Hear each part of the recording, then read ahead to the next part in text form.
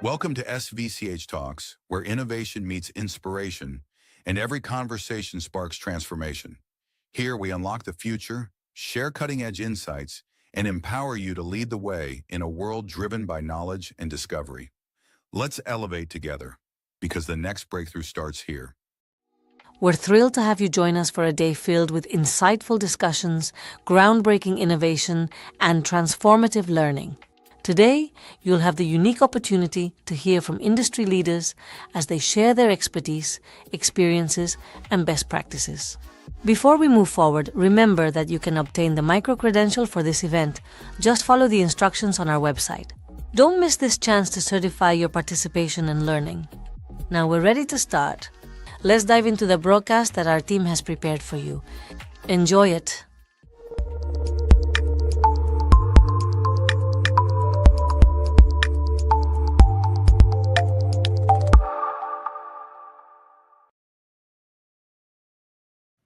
Hello, hello, hello. Hi, everybody. Welcome to this new session of Conciencia Artificial, which is like actually a podcast. Sometimes we have webinars like today, and sometimes we have conversations, which is like more podcast type.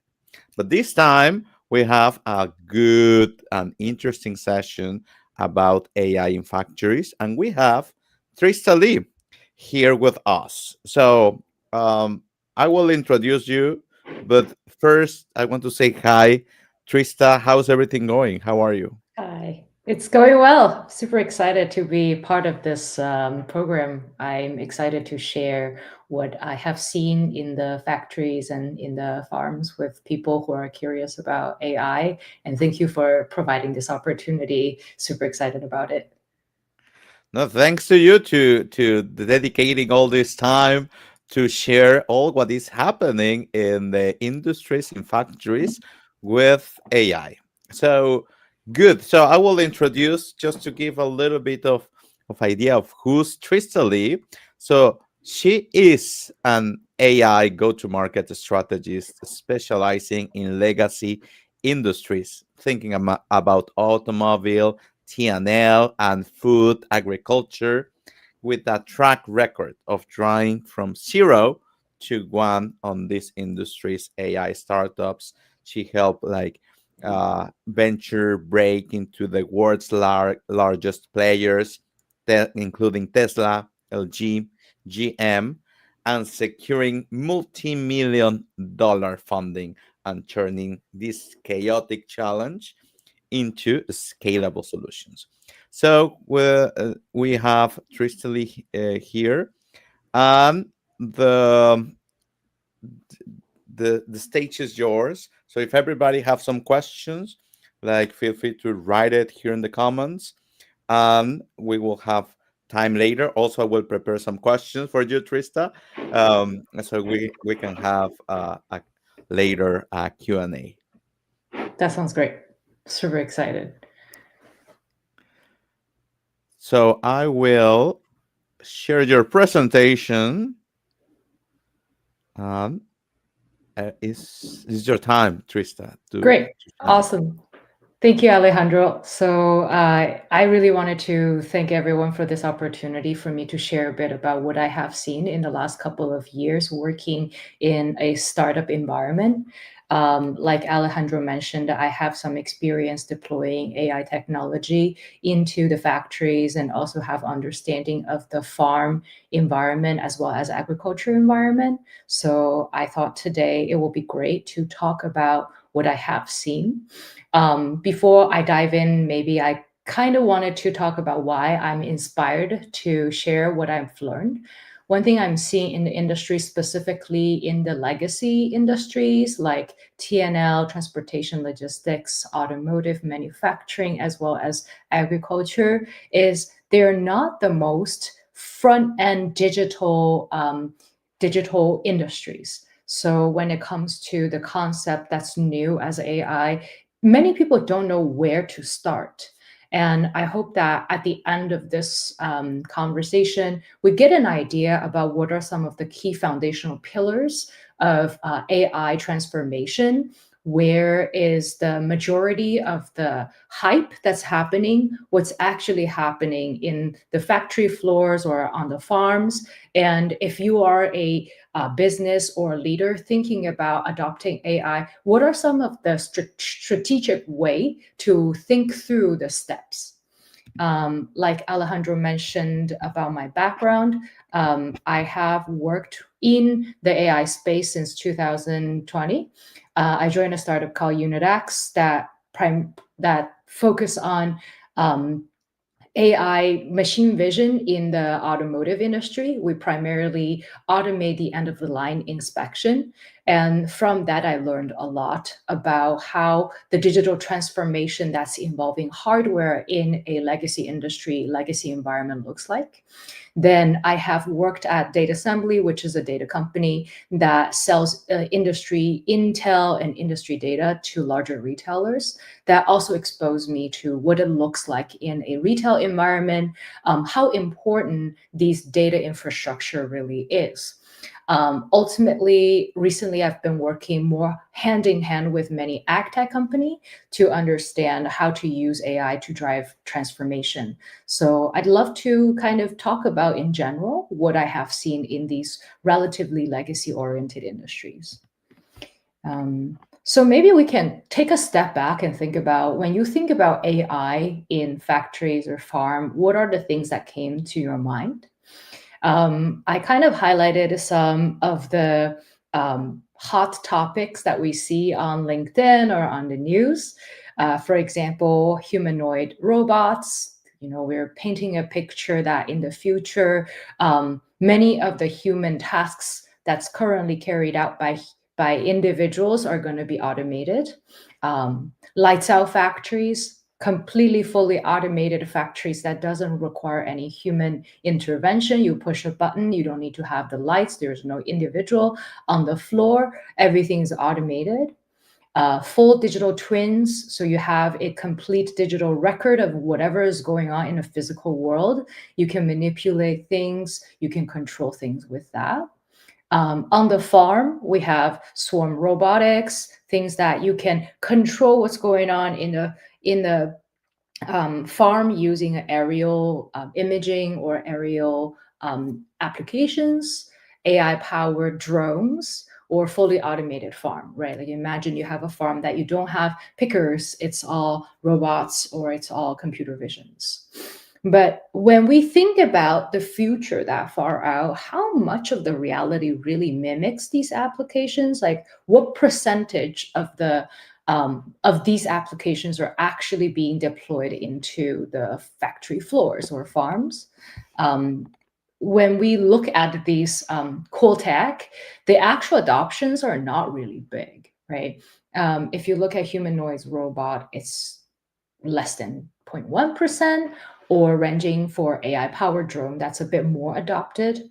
But more so when you take a deeper dive into what's happening in the industry from the industry news, you notice that many of these initiatives seems to have some challenges of being massively adopted or widely adopted. For example, the image you see here, it's about the underwater data center by Microsoft, and they stopped this project a few years back because it's difficult to become a standalone product. Or Google's moonshot project Mineral that focus on using machine learning and machine vision to make agriculture management much easier. They also become difficult to become a standalone project. The technology is very valuable, but the exit seems to be more of a being acquired or being part of a larger ag retail company. So why is that? Ultimately, when you think about deploying AI technology or thinking about the technology, the state is different from what we anticipated. So earlier, we're seeing, what are some of the key new applications that people had impression these are the, what does it represent AI in factories? But in reality, what's actually happening in the factory floors? For factories, mostly widely adopted and high growth applications, when you look at it, includes automated visual inspection. So at the end of the factory line, right now there are human looking at how the product is being packaged. Is it ready to be shipped? Are there any defects? How am I assembling things? These are very human intensive process that's still relatively error prone. So can we use AI, machine vision to provide a much more standardized judgment on the quality while it is still able to create these flexibility in the judgment process? That's one area that is widely adopted. I've seen firsthand. Predictive maintenance is another. So imagine you're on the factory floor and your machines are not being maintained. It's the same concept of I have to change my tire when the weather is bad, so my snow tire needs to be scheduled to be changed at this time. But other than the maintained schedule or any event-driven maintenance, is there other type of ways I can have a better monitor of the health of these equipments that I'm using, right? So that's where predictive maintenance is coming in. Industrial co-pilots for knowledge deployment. Like, for example, I have frontline individual doing work, but I might need additional assistance. Are there ways we can draw the information, not just by calling someone, but from a reservoir of information that's already there?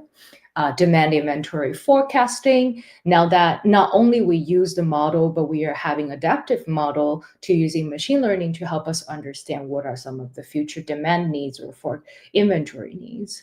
Those are the areas that's they are more widely adopted than the ones that we usually see in the factories, in the industries.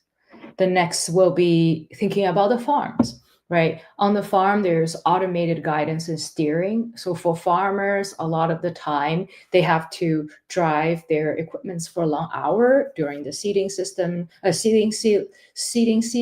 and harvesting season. This is where autonomous driving can kind of come in to support, not 100% replace, but it helps support some aspect of that labor-intensive work. It's really widely adopted.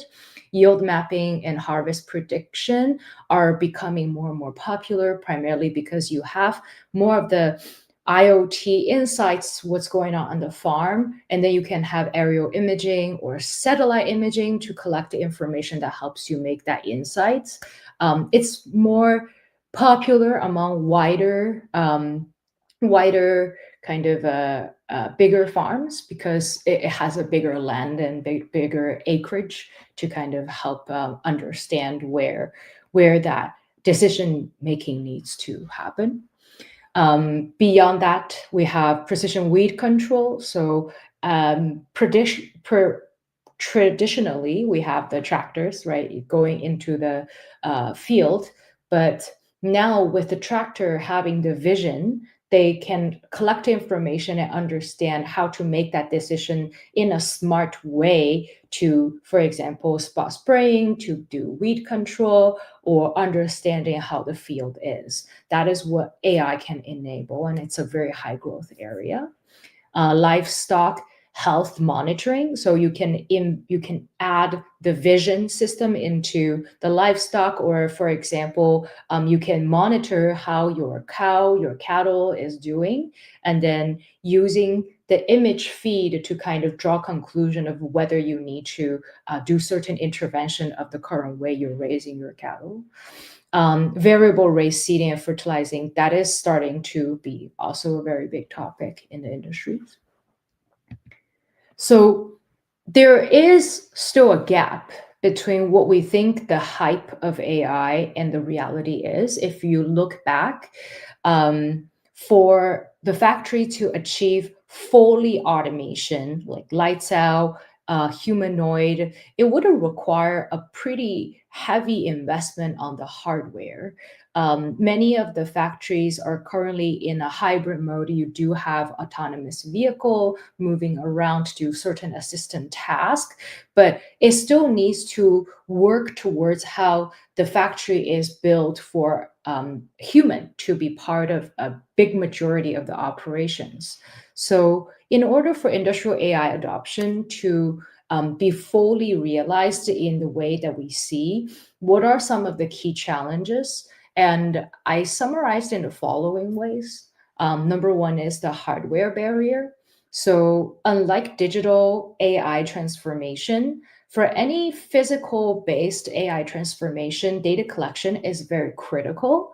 But these data collections are not simply done by just writing software. It requires a hardware interface. The IoT sensors, the cameras, or even just some type of data collection process adds additional physical infrastructure requirement for these transformation process. And that is a part that's a bit difficult, a bit expensive.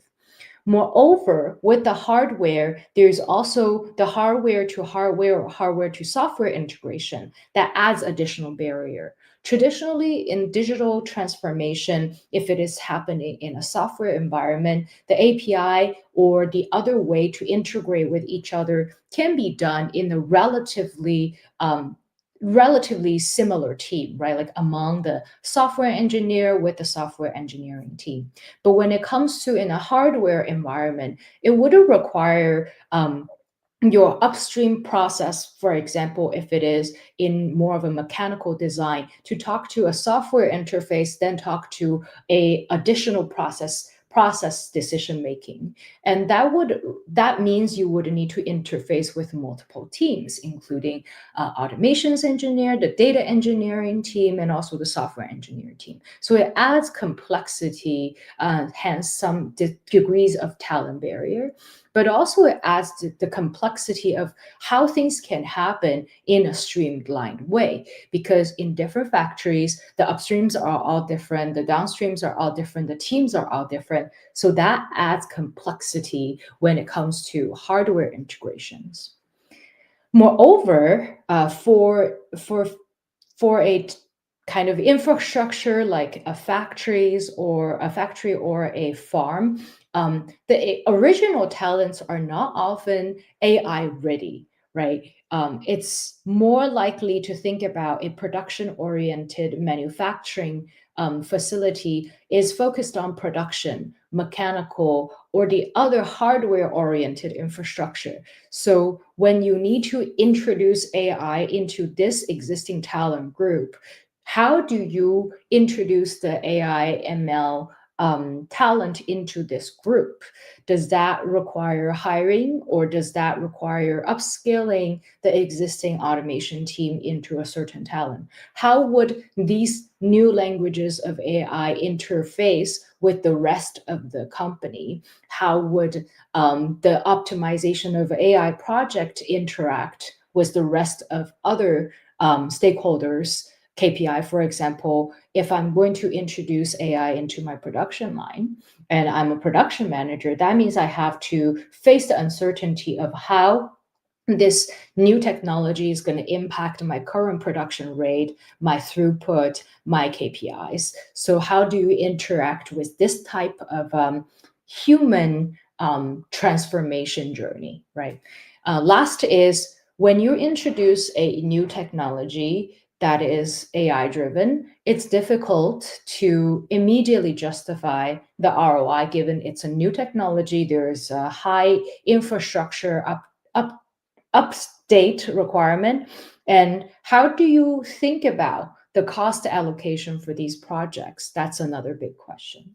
So to kind of further break down these three big buckets, we can think about 5 specific areas where, when we think about evaluating or adopting the AI adoption, how successful they will be. The first is time to data. As I have mentioned, IoT readiness, hardware readiness, that was a big barrier of how fast you can actually get to data if you need to already deploy some of the hardware, then you get the data. That would lead to a longer time of getting the data. And then the next is internal AI capabilities. Do you already have the software team to be upskilled to speak the language of machine learning requirement, AI requirement?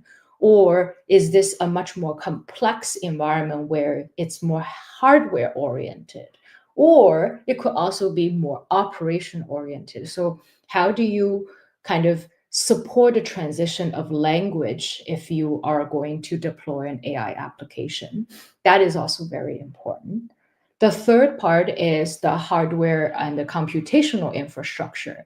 As we know, for any AI-based technology or AI-based application, you do need a significant amount of computing power. And when it comes to deploying a product, there is certain requirement of data governance. So for example, if I am going to capture millions of images on your current production line, and in this process of capturing the images, where are we going to store the image? How are we going to process the image? How is the decision going to be done? Is this from the edge? Is this from the cloud? These are all going to be based off your computational infrastructure as well. And oftentimes it's not something readily available for factories that is not forward thinking about the AI yet. So that's another big barrier. Then we talked about the integration, which is how do you make sure the Python is able to talk to the rest of the hardware, or maybe there's other type of language. So how do you get hardware to talk to hardware through what kind of integration, how streamlined this is. And the last is the ROI clarity. So by introducing these 5 major points of evaluating AI applications, I prepared some additional applications for us to look at, just so we understand how we're thinking through this application. The first one is automated visual inspection. So automated visual inspection, as I mentioned earlier, it is the goal is to minimize the human error when it comes to shipping a product. It's pretty well adopted. It's pretty well adopted in the high-speed single unit automated production line. For example, for bottle canning, these are very well adopted even before the AI technology has been starting to introduce into the factories. So the traditional automated visual inspections are usually done using rule-based logic. For example, if you have the image capturing at this specific location, and we're always anticipating to see the tab of the can going this way, we're only looking for how the tab is done. And this is hard-coded by the pixel, by the location, and that is something that could be achieved long time ago. But the rule-based inspection has its limitation when it comes to highly variable product. For example, you have a certain judgment if this defect is a yes or no. That's not specifically measured. It's more of a, like, for example, if you have a nix and ding on a phone case, right? The QA manager will understand, oh, this depth, this length is a no, that is a yes. Some of these more judgment based on human intuition is difficult to be coded, hard coded into the traditional rule-based. So that's where the AI and the machine learning can come in and do a very good job. So starting from 2012 and onward, you're seeing a shift towards more AI machine learning based visual inspection system used to replace judgment-based quality inspection in the automotive industry, primarily to enhance the quality control rate. Because human inspector A and inspector B might have different judgment that it's difficult to articulate by rules. But if you're able to train the machine learning with the same set of data, same set of yes and no, they can learn and provide a rather streamlined judgments throughout the entire process. So that's where AI is pretty well adopted. However, you're not seeing that every factories in the world are using AI inspectors, and here are a few reasons. Number one is to train a high caliber quality based inspection system, you need a lot of examples. And a lot of example would be based off a existing library of all the previous defects, and sometimes it's difficult to get. So especially for new products or for smaller operations, these are difficult these are difficult images to get to train the machine learning to the point that's ready to be deployed, right? So that's where we see a dip for the time to data. The second is infrastructure. So if you want to support this high computational power in making decision at 3 seconds per part or 3 parts per second, you need a very high computational speed and also pretty high computational power. With current automated lines, many of them are still using PLC, and many of them are unable to kind of have this like intelligent component in the infrastructure. That's where it could be a bit challenging. You will see that both computational infrastructure and integration poses a big challenge for this technology to be widely adopted. Finally, it is the culture and ROI. So when you think about the entire production line, from production manager, from the automation manager to production manager to quality manager, eventually to the plant manager, by introducing a AI to do the inspection, there could be the conflict of production manager saying, if this AI is too good at picking everything that we in the past might have let go, that will hurt my yield. Versus the quality manager will say, yes, but this is able to pick every defects that I want it to pick. So it kind of intensify this potential conflict between the two groups. And how do you navigate this, right? Like if you have the conflict, it's possible one part might veto, usually production has a bit more power, and the production might veto the introduction of a new technology, especially it's unsupported by an ROI calculation. So those are very important aspects to think through when you are introducing visual inspection element into the modern factory. I hope this is a good first example. We're going to move to the second one, which is predictive maintenance. So if you think about predictive maintenance that happens in a factory, it can be high, like for example, you have this stamping machine that is going through to stamp your product and then able to see if it's meeting its production rate. It has scheduled maintenance every 3 months, and it has reactive maintenance if something broke.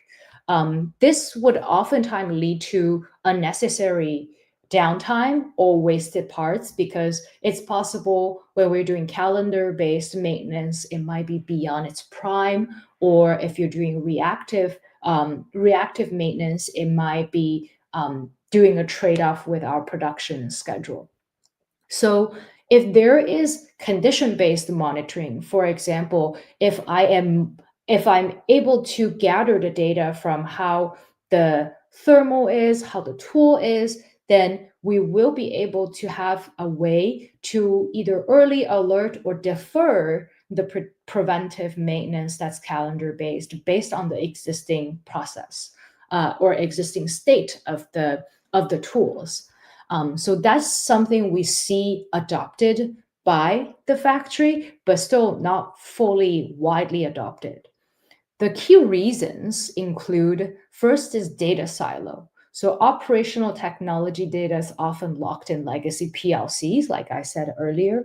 And how can we get PLC data to interface with the rest of the entire department, especially, PLC is controlled by the automation and the engineering group, whereas the IT and the maintenance is in the operation group.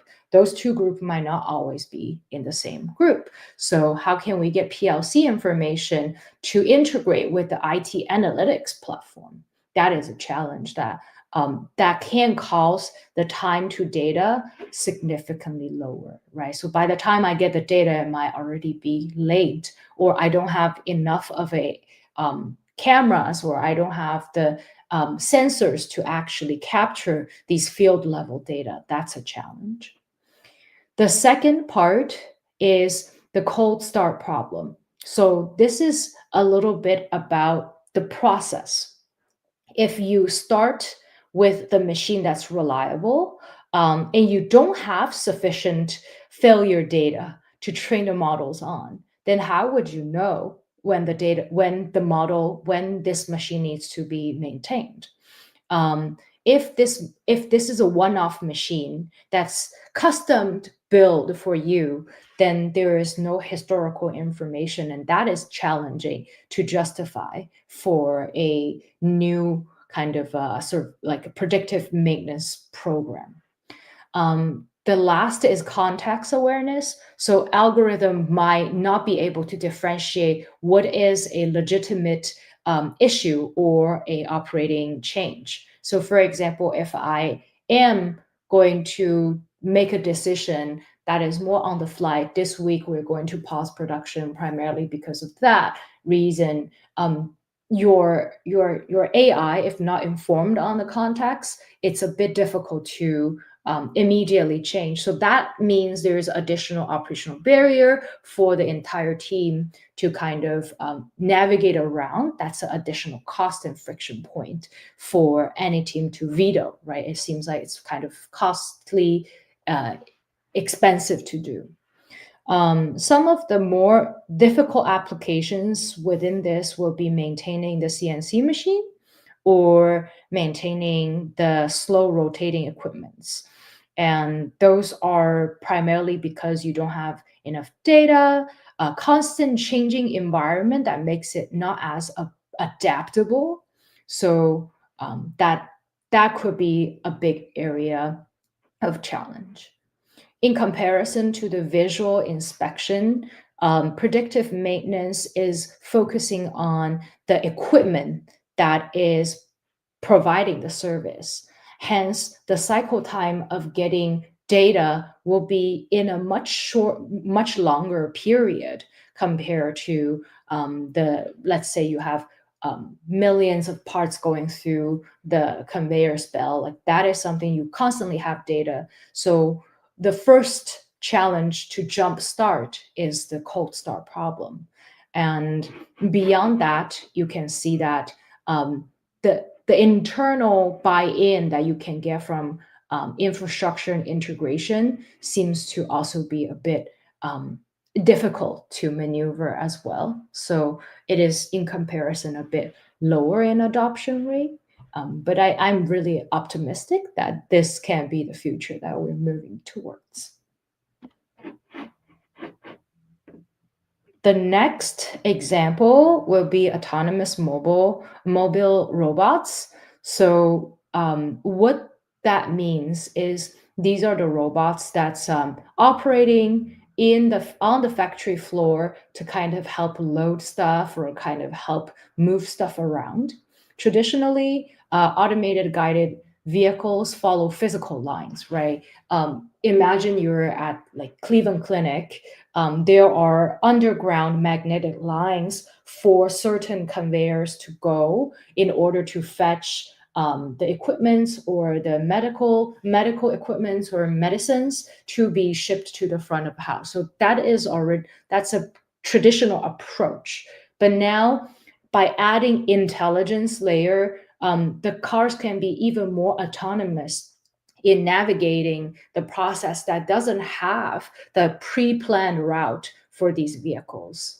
You do see some of the adoption of these in a slightly more freely adopted route. For example, how do we navigate in a warehouse situation, just doing loading and unloading? There's AMRs being adopted for using as a pallet. So autonomous pallets unloading products and then coming back to the truck, right? Those are examples. These are starting to be well adopted. It doesn't have as much of a challenge of time to data, primarily because the product itself collects data in real time. So you don't have that big of a challenge. But the challenge in adoption usually is in the feasibility, because the factories today are very chaotic, and it still poses the challenge of like, how would a autonomous vehicle going into the factories? The fleet also has specific requirements on standard communication, and it can make it very difficult going from one vendor to the other. Battery management is another big challenge, but ultimately, I think the ROI clarity is difficult for factories if they are not in high volume, high production. If we take a step back and think about transportation and logistics, many of the larger warehouses are already doing, they're adopting AMRs in areas that requires a bit more autonomy. But when they are just automating this component, sometimes they would want more of that component as well. For example, I already have a cart going there, might as well have the gripper, but the gripping ability is not there. So when you put together and think about the ROI clarity, it's possible the ROI clarity is subpar of what they're thinking about for mid to smaller operation that's interested in a upgrade like this. Some of the high difficulty applications include outdoor-indoor transitions, primarily because rain, glare, lighting, those are very difficult for the car to kind of maneuver through. And then the precision docking, aligning heavy payloads, these can also be very difficult. Now we're gonna take another route into the transportation and logistics area to think about logistics sorting. So I'm a bit more familiar with this example because I've seen some of the applications in the ground. So imagine you're in these like large warehouse like FedEx, UPS. They have crazy amount of parts coming through. You need to ship them. You need to kind of sort them into different trucks, or you need to sort them into different buckets. Traditionally, the 1D barcode scanning is already implemented for a long time, but there are limitations by some of the rigidity of the package requirement. In the past, you have the scanning, you also have the human in the line, but in the process of having fully automated line, there are the challenges of how the physical package, the size, and all the size of the size, the color, the edge case of these packages that can cause the process not being fully smoothly carried out. So, for example, the current state right now is AI vision with robotic signalation, including system that can identify, pick, and sort unstructured mixed as SKU item using 3D vision or 2D vision just itself. But the adoption here can still be challenging, with part limiting by the vision, part limiting by the gripper. If we think about how this go into the 5-star equipment evaluation framework, the time to data can be done pretty quickly and the computation is pretty fast, but you don't necessarily have the internal AI and ML team, right? Usually the skill set within a logistics factory is not exactly there. The challenge is the integration. You're essentially asking for infrastructure transformation, going from having human as part of the process to being fully automated. So how do you support the robot? How do you support the camera? How do you support the evenness of the lighting? Those are all big challenge on the integration. The infrastructure for computation. So you're going through loads of data. How do you think about the computation infrastructure? Are you going to do this on the cloud? Are you going to do this on the prem? Those are key questions. The ROI clarity is quite high in this use case, primarily because if you misshipped 1% of your product, you can quickly estimate the operational cost to recuperate and then the cost to the end customer. So if you can have certain percentage of improvement of sorting precision, then the ROI case can be quickly calculated. So the calculation is there. It's not something completely new. We talked about some of the challenges, but another few things to consider includes like gripping physics. For parts, how do you grip certain heavy parts or not geometrically uniform parts can be a challenge. Edge cases like the packaging are wet, they're crimpled, barcode is missing, new packages that you have never seen before. These are a challenge. And throughput speed, that could also be a challenge for robots to kind of pick through with the time that you need. One thing about, without going too much into depth, oftentimes throughput is connected with computational infrastructure of how fast you can calculate, and there's oftentimes trade-off of how fast you can do and how accurate you can do certain things. Cool. The last use case I just wanted to kind of glance through and talk about is the yield mapping for large farms. So for farmers, especially really large farms, in the past, they can run kind of traditional models to anticipate what is the yield for their what is the yield for their entire field. Sometimes they just do end of the line testing to understand like what is the ultimate state. But right now you can actually do the current state and the process parameter to understand if you need a correlation, and you need you have correlation linking the real inputs with the real outputs. So this isn't something that there's still a great amount of area to be improved. So take a step back, because I talked about different kind of applications. When we think about AI adoption in the factories, many of us are thinking about a autonomous future where cameras, where fully automated systems are able to run in our physical world.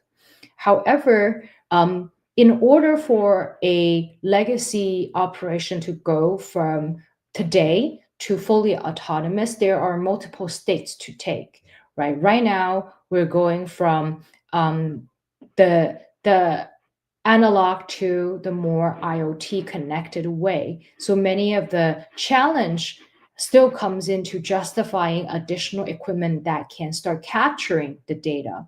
Well, for certain companies that already have captured data, getting data structured from various sources and then making it into readable input is still a big challenge. So if you go back to look at the 5 different prompts, the time to data essentially is the level 1 to level 2, level 0 to level 2, where many of the company are navigating through. This is where the investment into infrastructure needs to be justified in an ROI, and some additional thoughts needs to go into how to streamline and standardize the way we manage and govern the data structure.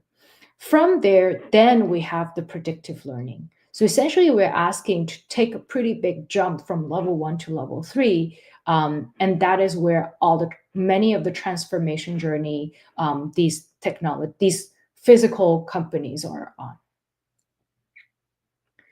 What are some of the existing challenges that's out there for companies thinking through automating their process or adopting AI in the mix of their automation? One of the more common challenge is for smaller productions, we have high mix, low volume problem. So if you have 500 variants of a part per month, AI is still unable to quickly adopt across all of these parts. However, we're seeing more and more of these one-shot learning that might be able to help. And these one-shot learning might be able to use to accommodate specifically process that doesn't require super high speed. The second is small and medium enterprise gap, where many of the family-owned stores are thinking about going from a current process to directly including the AI. So do they actually invest in a hardware that can do everything, including the data science team would do, or do they invest in a data science team? So we are starting to see more and more the no-code interface and plug and place hardware to kind of come in and solve this problem. The key question is, while this is a solve, how much do we anticipate the current customer actually understand the data science fundamental to actually say your calculation is incorrect, right? There is a bit of a trade-off between being done in a simple way and being done in a high precision way that remains to be uncertain. The last one is no infra frontier for agriculture. For example, a soybean farmer in Brazil or a mine in Nevada, they don't have 5G or infrastructure to actually support the calculation. So how do we think about using, for example, cloud computing or some other ways? The extreme edge computing is something we're seeing. For example, we're seeing some of the autonomous parts, for example, at Boston Dynamic, they're doing the cars that, for example, the cars can go in no Wi-Fi, no signal environment, very extremely dangerous environment, very remote environment. That might be a potential solution, but the ROI for soybean farmer versus the extremely high cost for extreme edge computing, how can we see these two going into the middle? That remains to be seen, how technology iteration can get us there to meet the ROI requirement. So those are some of the things for us to think about. Hence, this kind of conclude to my very elementary introduction of the conversation around how we think about AI in its actual form in factories, talked about some of the applications, and welcome some questions or discussion. Amazing, Trista. Wow, super complete. I love it. You really dedicated like really good analysis, which is what we needed. Because Thank sometimes you. is we have in the past conversations about AI, but are like, oh, those things is important, like we have to think about A, B, and C. But to give examples, to disaggregate the problems by steps is really relevant for the audience and for what we need in general to understand and to know more, if we want to apply AI in our operations, different businesses, different industries. So I love it. Really great Thank you. presentation, Trista. Thank you. I'm really glad. Yeah, I was very surprised that when you think about AI into kind of legacy industries, it's a very different thought exercise than introducing this into a completely software environment. If you're integrating your CRM software with your email, that is just one click away of some API exchanging information. I'm not an expert in this, but I assume that's what happens. To say the least, the process is fast. However, for a hardware company to integrate hardware in the industrial automation world, there's a thing called integrator. So you do hire a third party to actually help you carry through, and it's a very very customized, very consultative process that takes time. So imagine introducing AI in an industrial environment. Every project might require this amount of consultative process to carry the integration. That's actually a much longer cycle. So that's kind of what led me to explore what are some of the key layers. It's very elementary of a analysis, but I just hope the audience get a flavor of what it looks like. That might not be as simple of a journey because there's multiple layers of things for specific AI adoption to happen. Agree. Okay, nice. Good. So we don't for questions, but so far, maybe we have time for one or two. So Yeah. just talk a little bit about the ROI. Like, is it really difficult to get it? Mainly because like there's uh we do not have a lot of examples, we don't have a lot of data, there's a lot of things to analyze, from software to hardware and so on. But so far, how do you recommend to measure the impact or the investment to move from analog to predictive? Like at Mm, the end there are like 4 steps, and it's a lot going on. So, how yeah. do you recommend, or what do you see as best practices to talk with the CFO and tell him, like, hey, we need to invest on this because this will be the impact and that will be the result in the bottom line? Yeah, I think that's a great question. So when you ask me this question, the first thing that comes to my mind is think about the successful projects that I have seen. Oftentimes, when people are thinking about introducing AI, they're anticipating a replacement, right? They're anticipating a one-to-one or one-to-X replacement. I'm automating my process with a like human intelligence. I'm going to replace X amount of headcounts.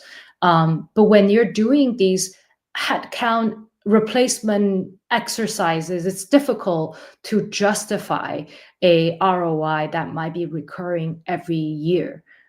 So what I find most helpful in terms of kind of a high kind of a high return on investment project is when you look through a company where they have capacity bottleneck because of the current human process, and then they have exponential production needs in the next year to come. For example, I have 4x demand where human just cannot simply do this task. You're thinking through a process where you need exponential kind of production growth. That's where introducing AI can be a very good justification, because you have the production gain, you have the efficiency gain, and then as a new project, the infrastructure requirement can potentially be justified in your capex expense. And those are the project I've seen being most helpful. Um, Otherwise, it would be more associated with something they have not done before. Like, I've never solved this problem. I really want a one solution, one button click to kind of solve this problem. So it's painful, and everyone has recognized the pain. So earlier we mentioned there's always this balance between production and quality, or some department with the other department. If you have an internal alignment of all departments knows this is a pain, everyone has some pain, and by eliminating this pain, everybody will be happy. That could also be a really good area. It might not be as ROI driven, but it's easier path for getting that consensus across within an organization. I think those are usually the production part. Is let's say you have you have a new contract, right? Like it's more on the revenue enablement type of ROI discussion can make AI applications a lot more favorable. If it is more on the operation efficiency gain perspective, it's usually difficult. I find that eventually for an automotive company or manufacturing company, if you're able to justify their over equipment efficiency plus some production gain or productivity gain, that could make the ROI discussion productive and also informative. Amazing. Yeah, totally makes sense. And sometimes it's like really difficult to move to not think just about ROI, more about Mhm. like what's the actual problem that is solving, and and move from there. So and I think I will have time for another question. If somebody have questions, please write it down. But so far, what I have in mind is you mentioned about the black box issues, like the models are black box. And so Mhm. far in the market, there's not enough talent to be able to solve like this gap between the actual needs, the problem to solve, and the black box models. So, what is your recommendation for executives at the end? Like Mm. how like trust in the models, find like some super expensive talent out there that can help, or like for executives, what will be the best way to to to solve this issue? I think what the market needs more is to understand what are some of the standards the current production or operations are holding. So, if I'm adopting a perspective of a very talented CEO who wants to create a technology that simplifies these AI models deployment into factories that's just small, medium size, they still don't understand what is the critical threshold that we need to meet for our product production to get there. So an example will be if I'm producing mouse, like these mouse, I my end customer would only allow, let's say, 1 part per million parts I create to be a defective part in order to meet a satisfaction requirement. Right now, how can we create a test with our black box algorithm to support the CEO meet that one defective part per million parts produced? That journey is not as collaborative as I have seen. Right, many CEO wants to say, hey, I just want to buy this black box of your software and then put it on the line. Eventually it just helps me get to 1 part per million result. Is that possible? But for a new product, you still require that understanding of how to work with the CEO. My thought is for medium, small businesses, if you're thinking about adopting AI, it might be worth it to find partnership who are thinking about the solution than hiring a complete team in-house to create a new solution. Chances are there are aspiring CEOs or startup founder trying to solve the problem, and your industrial contacts and like input might actually help accelerate their productization of the solution while with your requirement at the end. um, that might be cool, right? Like you partner up with a startup to kind of understand how the process goes. um, Leveling up on their understanding of AI is also helpful. Like conversation like today gives them a bit more of a what's under the hood of this black box. Beyond the super technical part, what are some of the other things that I should think about if I'm introducing AI into my operations? I do think that could be very valuable, kind of a mapping for what does that mean next couple of years if I want to introduce something. What are even the non-technical part I have to adjust to adapt for that? So I hope that's helpful. Yeah. Yeah, totally. Good. Actually, we are running out of time. Hopefully, it doesn't disconnect. But I just want to thank you so much for your time, Trista, for sharing those amazing examples, like how you break down like everything, what is happening in factories, in industries, in farms. So really impressive, really nice what you are doing. Let me share with you again, with all the audience again, your contact. So if you have any question, like, feel free to send her an email. um that's it. Anything else, Trista?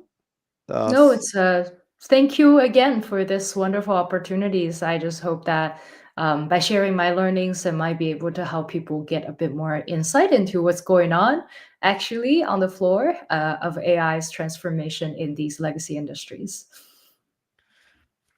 Amazing. Well, thank you, Tristan, and thank you everybody for this great webinar, for attending. Also, will be online in our LinkedIn and YouTube platforms. And you have the Trista contact. So thank you, everybody. Have a great rest of the week. Thank you. Bye. Bye.